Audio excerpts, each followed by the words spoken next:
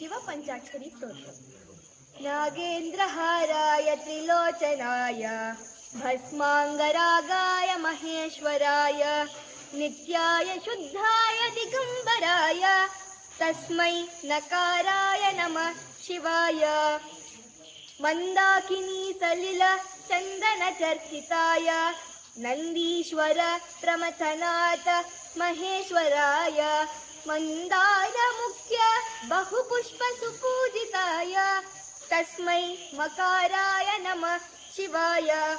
शिवाय गौरी वदनाब्जवृन्द सूर्याय दक्ष द्वरनाशकाय श्रीनीलकण्ठाय वृषध्वजाय तस्मै शिकाराय नमः शिवाय।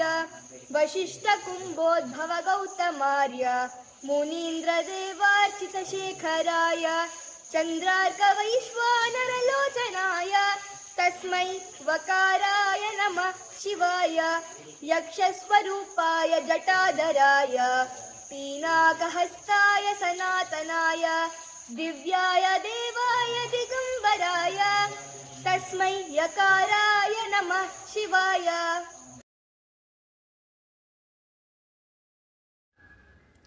पञ्चाक्षरमिदं पुण्यं यः पठेत् शिवसन्निधौ शिवलोकमवाप्नोति शिवेन सह मोदते।